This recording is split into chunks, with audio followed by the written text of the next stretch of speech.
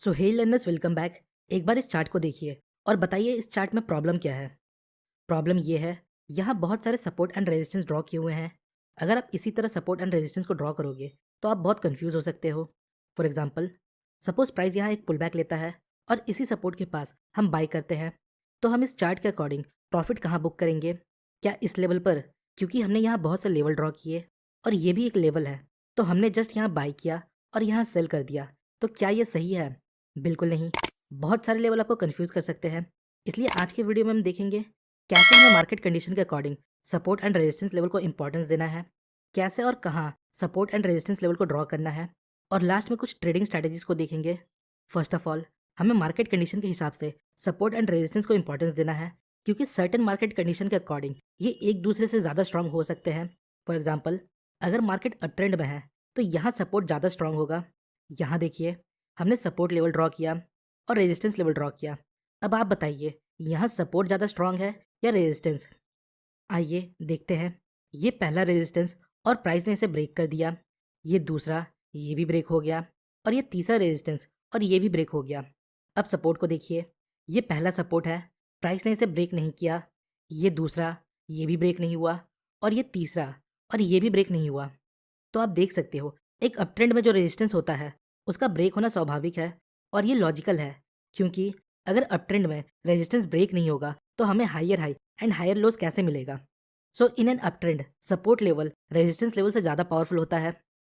उसी तरह down trend में रेजिस्टेंस सपोर्ट से ज़्यादा पावरफुल होता है। यहाँ देखिए, ये हमारा रेजिस्टेंस है और ये सपोर्ट। प्राइस यहाँ सपोर्ट को ब्रेक करता है, फिर यहाँ और फिर यहाँ। बट प्राइस यहाँ रेजिस्टेंस को रिस्पेक्ट करता है, उसे ब्रेक नहीं करता, क्योंकि ये स्वाभाविक है। जो सपोर्ट लेवल है उसका डाउन ट्रेंड में ब्रेक होना स्वाभाविक है। तभी हमें lower low and lower highs का फॉर्मेशन मिलेगा, और lower low and lower high का फॉर्मेशन मतलब डाउन ट्रेंड। ये हम सभी को पता है। So in and down trend resistance is more powerful than support. So now the question is, हमें support and resistance level draw कैसे करना है? यहाँ देखिए, मार्केट अभी अप ट्रेंड में है, तो अप ट्रेंड के समय हमें सपोर्ट को ज़्यादा अटेंशन देना है। सो हमें यहाँ सपोर्ट लेवल ड्रॉ करना है। तो इसके लिए हमें मोस्ट रिसेंट स्विंग को देखना होगा। तो ये एक स्विंग पॉइंट है और ये एक स्विंग है और ये भी है। तो हमें रिसेंट के दो स्विंग पॉइंट्स को देखना है, जो ये पॉइंट्स है।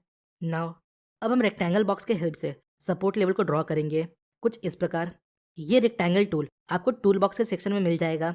याद रखिएगा, सपोर्ट एंड रेजिस्टेंस कोई स्ट्रेट लाइन नहीं होता, ये एक जोन होता है। इसलिए हम सपोर्ट या रेजिस्टेंस लेवल ड्रॉ करने के लिए रेक्टेंगल बॉक्स का यूज़ करते हैं, जिससे हमें मैक्सिमम टच मिलता है। हालांकि आप लाइन का भी यूज़ कर सकते हो, पर फिर भी आपको उसे एक जोन की तरह ट्रीट करना चाहिए, ना कि एक लाइन की तरह। नेक्स्ट, यहाँ भी हमने एक सपोर्ट लेवल ड्रॉ किया इन पॉइंट्स को लेते हुए। नाउ अब इन लेवल्स को देखिए, हमने यहाँ सपोर्ट लेवल क्यों नहीं ड्रॉ किया?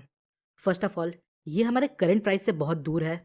इतने दूर का लेवल हमारे लिए अभी किसी काम का नहीं है।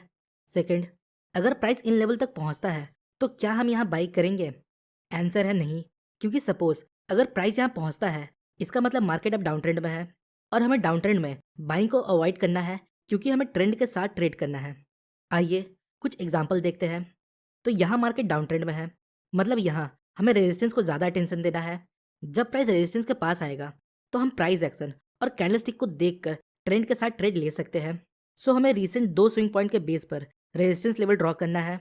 तो प्रोबेबली ये हमारा एक रेजिस्टेंस होगा और ये दूसरा। अगेन हमने यहाँ एक जोन मार्क किया, ना कि एक सिंगल लाइन। अब देखिए, ये भी रेजिस्टेंस है, पर हमने इन्हें मार्क क्यों नहीं किया? सिंपली ये करंट प्राइस से बहुत दूर है, और अगर मार्केट यहाँ तक जाता है इसका मतलब अब डाउन ट्रेंड एंड हो चुका है और हमें ट्रेंड के साथ ट्रेड करना है। ओके, नाउ यहाँ तक हमने सपोर्ट एंड रेजिस्टेंस ड्रॉ करना सीखा। अब समझते हैं कैसे हमें सपोर्ट एंड रेजिस्टेंस को ट्रेड करना है। ऐसा तो नहीं है प्राइस सपोर्ट को जस्ट हिट करेगा और हम उसके बेस पर ट्रेड ले लेंगे, ऐसा तो नहीं होता। तो इसके लिए हमें काइंड ऑफ कंफर्मेशन चाहिए, मतलब एंट्री ट्रिगर, जिसके लिए हम बहुत से प्राइस पैटर्न का यूज़ कर सकते हैं। पर आज के वीडियो में हम एंट्री ट्रिगर के लिए लॉन्ग विक कैंडल्स का यूज़ करेंगे।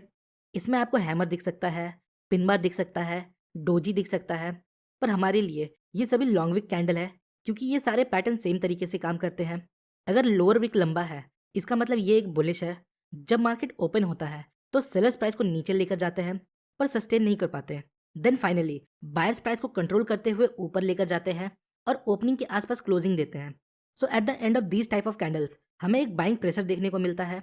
और इन पैटर्न्स को कभी भी और कहीं भी नहीं देखना इन्हें हमें सपोर्ट या डिमांड लेवल के पास देखना है।